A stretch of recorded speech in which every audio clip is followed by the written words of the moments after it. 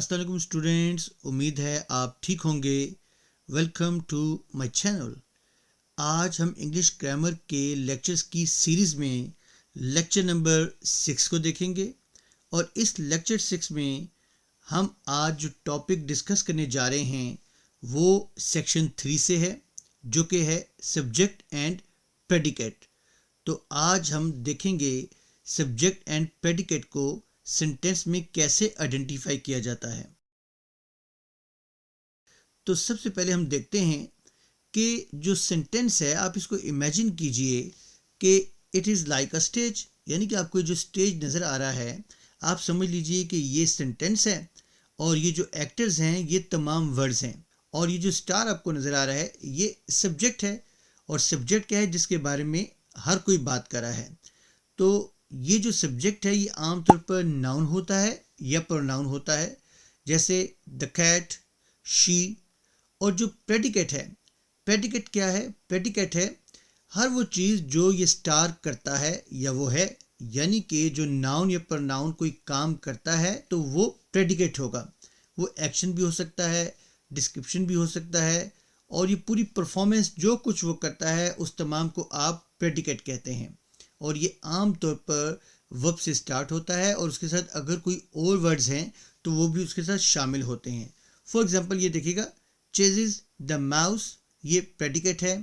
Is singing beautifully, ये भी predicate है। तो हमने देखा कि जो सब्जेक्ट है वो नाउन या प्रोनाउन होता है, और जो प्रेडिकेट है ये आमतौर पर वर्ब से स्टार्ट होता है। हम इसको यहाँ देख लेते हैं। ये देखिएगा, सब्जेक्ट क्या है? हु और what the sentence is about, यानी कि सेंटेंस किसके बारे में बता रहा है या वो कौन है जिसके बारे में सेंटेंस हमें इंफॉर्मेशन दे रहा है। तो ये हु या व्हाट का जो आंसर है वो सब्जेक्ट होता है। और इसी तरह जो प्रेडिकेट है वो क्या है? व्हाट्स सेड अबाउट देम, यानी कि जो नाउन है, ये प्रोनाउन है, उसके बारे में क्या कहा जा रहा है वो प्रेडिकेट है। अभी हम चलते हैं सेंटेंसेस के स्ट्रक्चर्स की तरफ, और डिफरेंट स्ट्रक्चर्स के थ्रू हम देखते हैं कि सब्जेक्ट क्या है और प्रेडिकेट क्या है। यहाँ देखिएगा कुछ एग्जाम्पल दी हैं। द डॉग बार्क्स, ये देखिएगा कि यहाँ इस सेंटेंस में हु बार्क्स या हु डज बार्क आप ये कह लें। तो यहाँ हु का आंसर आ रहा है द डॉग, कोई भी नाउन या प्रोनाउन होगा। तो यहाँ देखिएगा ये सब्जेक्ट है, और सब्जेक्ट के अलावा सेंटेंस का जो बाकी हिस्सा है बार्क्स, वो प्रेडिकेट है। यहाँ देखिएगा माई फ्रेंड लाइक्स पिज्ज़ा। अब माई फ्रेंड तो सब्जेक्ट है, इसके अलावा बाकी जो भी पार्ट सेंटेंस का बचता है वो प्रेडिकेट है। इसी तरह द सन इज शाइनिंग, तो यहाँ देखिएगा द सन सब्जेक्ट है और प्रेडिकेट इज शाइनिंग जो सेंटेंस का बाकी हिस्सा है। इसी तरह team LeBron one the championship, तो टीम लेब्रॉन सब्जेक्ट है और इसके अलावा बाकी जो हिस्सा है वो प्रेडिकेट है। The pizza taste delicious, again यहाँ देखिएगा सब्जेक्ट के अलावा बाकी जो भी हिस्सा रहेगा वो प्रेडिकेट होगा। Ali and Aslam are watching TV, अब इस सेंटेंस में अली एंड असलम ये सब्जेक्ट है, और इसके अलावा जो बाकी सेंटेंस का हिस्सा है जैसे आर वॉचिंग टीवी, ये प्रेडिकेट है। अब हम सेंटेंस के जो स्ट्रक्चर्स हैं उनकी तरफ चलते हैं। तो सबसे पहले हम देखते हैं सिंपल सेंटेंसेस को, कि सिंपल सेंटेंस अगर हमारे पास आ जाए तो उसमें हम सब्जेक्ट और प्रेडिकेट को कैसे आइडेंटिफाई करते हैं। और ये स्ट्रक्चर तो बहुत इजी है क्योंकि हम अभी डिस्कस कर चुके हैं लास्ट स्लाइड में। यहाँ देखिएगा the cat slept on the rug, तो द कैट सब्जेक्ट है, ये देखिएगा। इसके अलावा जो बाकी हिस्सा है स्लेप्ट ऑन द रग, ये प्रेडिकेट है। The flowers bloomed in the spring, the flowers subject है, bloomed in the spring it's a predicate. इसी तरह he kicked the ball, he subject है और किक्ड द बॉल प्रेडिकेट है। तो हमने देखा सिंपल सेंटेंसेस में हम सब्जेक्ट और प्रेडिकेट को कैसे आइडेंटिफाई करते हैं। अब हम देखते हैं ऐसे सेंटेंसेस को जिनमें हेल्पिंग वर्ब्स आ जाते हैं।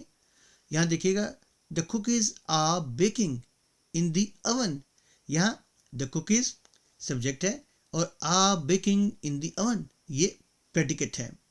She is cooking dinner, she subject है, is cooking dinner predicate. We will be going to the park tomorrow, again इस सेंटेंस में वी सब्जेक्ट है और जो बाकी हिस्सा है will be going to the park tomorrow, ये प्रेडिकेट है। नेक्स्ट हम स्ट्रक्चर देखते हैं और वो है सेंटेंसेस विद कंपाउंड सब्जेक्ट्स और प्रेडिकेट्स। यानी कि अब हम वो सेंटेंसेस देखने जा रहे हैं जिनमें कंपाउंड सब्जेक्ट हो सकता है या कंपाउंड प्रेडिकेट हो सकता है या फिर कंपाउंड सब्जेक्ट और कंपाउंड प्रेडिकेट दोनों हो सकते हैं एक ही सेंटेंस में। अब यहाँ देखिएगा एक सेंटेंस में लिखा है the birds and the squirrels feasted on the fallen leaves।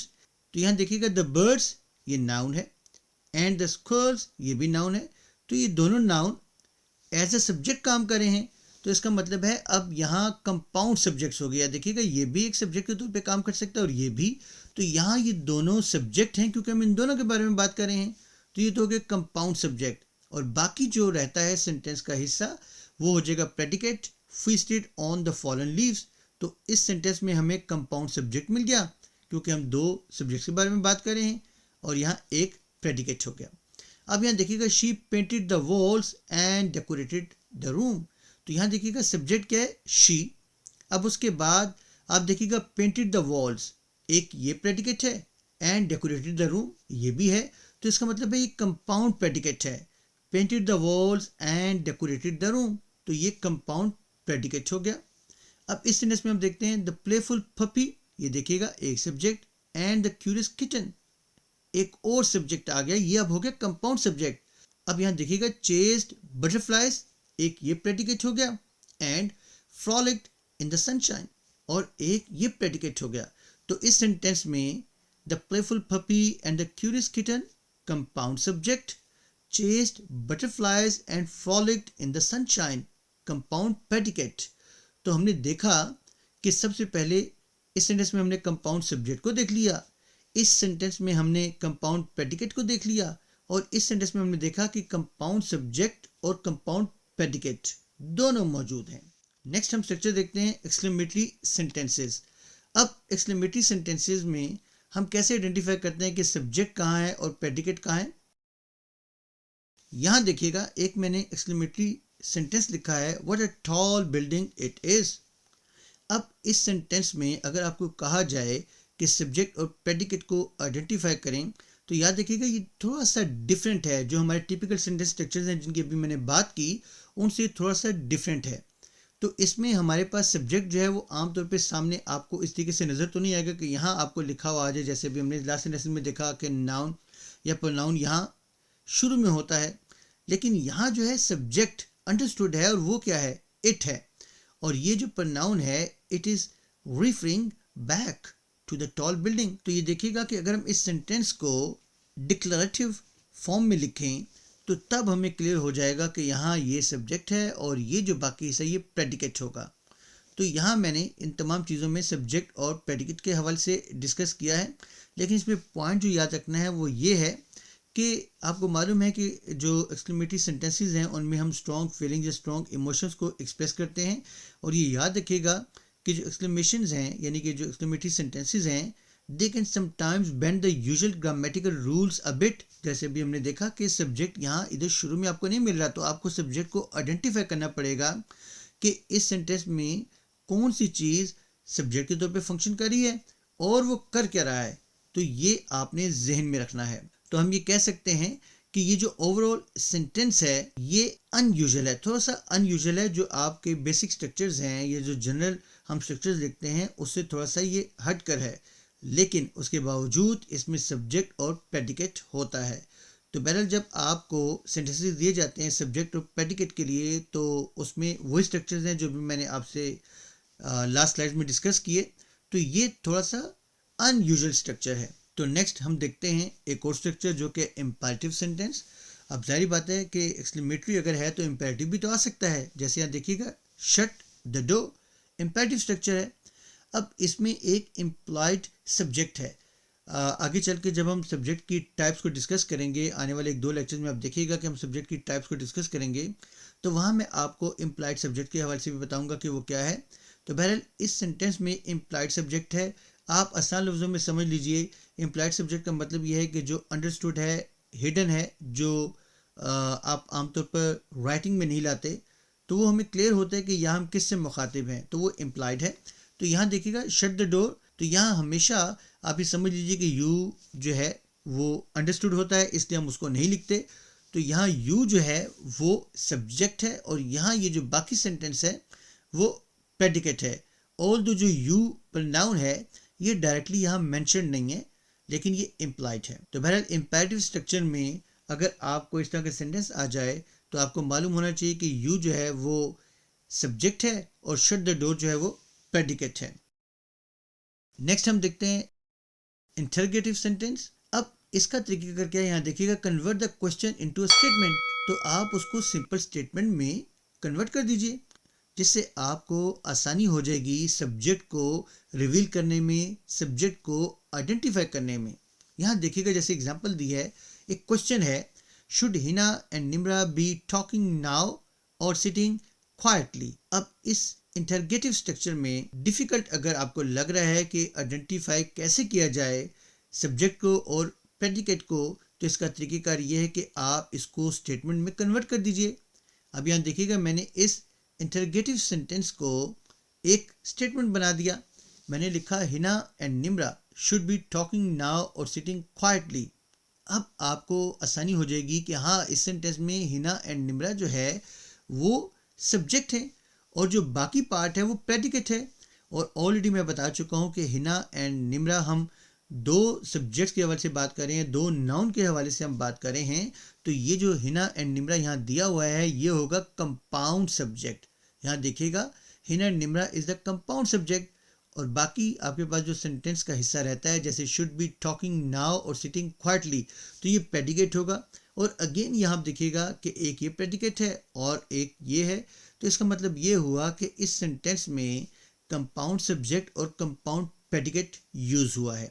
एक और एग्जांपल देखिएगा, what is your name. What जो है ये प्रोनाउन के तौर पे इस सेंटेंस में काम कर रहा है और सब्जेक्ट प्लेस पर है, तो इसलिए ये जो है इंटरगेटिव प्रोनाउन इसको हम कहते हैं। तो यहाँ ये सब्जेक्ट है और जो बाकी है वो प्रेडिकेट है। इसी तरह कैन यू हेल्प मी, यहाँ देखिएगा जैसे मैंने टिप दे दी है, इस सेंटेंस को आप देखिए, इस टिप को ज़हन में रख के आप इस सेंटेंस को जब अटेम्प्ट करेंगे, इस तरह का सेंटेंस जो कि आमतौर पर वर्ब से स्टार्ट होता है, तो ये देखिएगा उसके लिए मैंने टिप दे दी है कि rewrite the question as a statement to double check. तो वैसे तो आपको सामने नज़र आ जाएगा कि सब्जेक्ट क्या है और बाकी सब प्रेडिकेट है, लेकिन अगर फिर भी प्रॉब्लम हो तो उसको स्टेटमेंट में आप कन्वर्ट कर दें, री राइट कर दें, जैसे मैंने यहाँ किया है। और यहाँ भी मैंने इसको कर दिया कैन यू हेल्प मी, तो मैंने लिखा यू कैन हेल्प मी। तो यू जो है वो सब्जेक्ट है और कैन हेल्प मी ये प्रेडिकेट है। तो इंटरोगेटिव सेंटेंस में जब आप सब्जेक्ट एंड प्रेडिकेट को आइडेंटिफाई करना चाहते हैं तो आप उस क्वेश्चन को रीराइट कीजिए स्टेटमेंट फॉर्म में, या आप यूँ कह ले कि आप उसको कन्वर्ट कर दीजिए स्टेटमेंट में, जिससे आपको आसानी हो जाएगी सब्जेक्ट और प्रेडिकेट को आइडेंटिफाई करने में। तो स्टूडेंट, ये था आज का लेक्चर। आज के लेक्चर में हमने डिफरेंट स्ट्रक्चर्स के थ्रू देखा कि सब्जेक्ट एंड प्रेडिकेट जो है उसको कैसे आइडेंटिफाई किया जाता है, सिंपल सेंटेंसेस में हम कैसे करते हैं। इसी तरह अगर कंपाउंड सब्जेक्ट हो तो उसको हम कैसे आइडेंटिफाई करते हैं, कंपाउंड प्रेडिकेट को। इसी तरह हमने हेल्पिंग वर्ब्स के जो सेंटेंसेस हैं उनमें सब्जेक्ट एंड प्रेडिकेट को आइडेंटिफाई करना देख लिया।